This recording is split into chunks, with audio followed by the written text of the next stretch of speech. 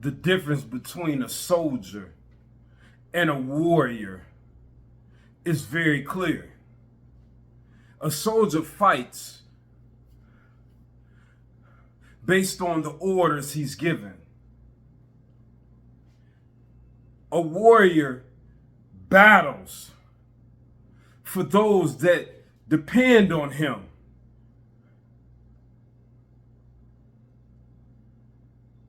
And sometimes great men have to have a dosage of both angles.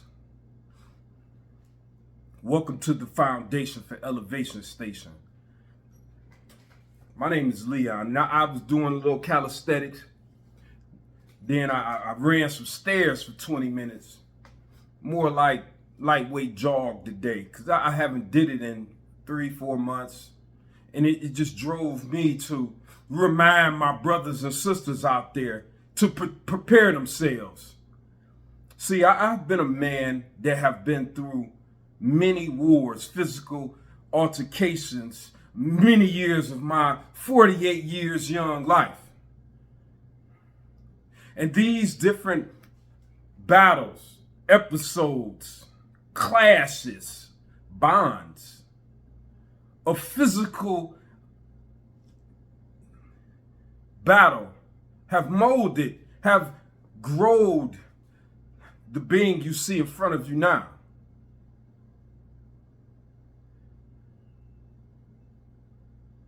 Have any of you ever fought for your life after being down in the fight? After being dropped or took an 8 count? I know not many of you. And not many of the people you know. Because I meet a lot of men that tell their children stories about how rough and rugged they were. And I'm not trying to discredit you, brothers. Because I ask your children stories. I ask your children, what do you learn from your parents? And I know. We all have our limitations. But we have to prepare our physical, mental, and spiritual on a higher level.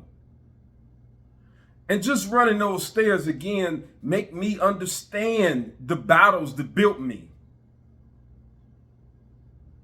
Where you may be down and you have to tap into that other level to produce raw energy.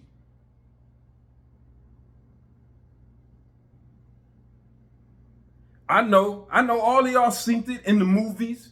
Well, some of us got it for real.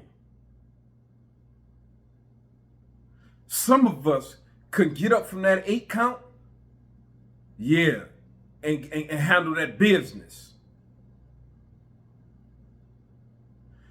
Just now, I reached that point of deliriousness.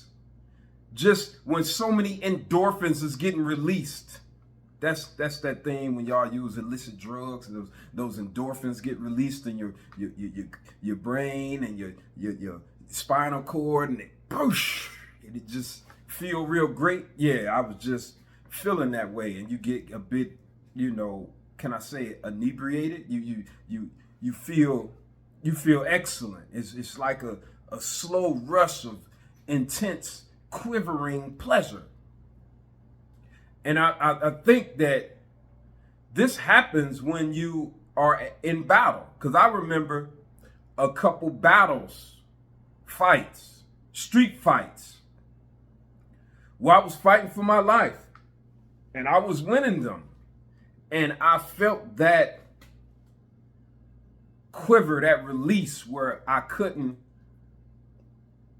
have the hand-eye coordination I would like, and I had to grapple for a second and breathe. And just because I was able to get them in a certain position, I was able to do it.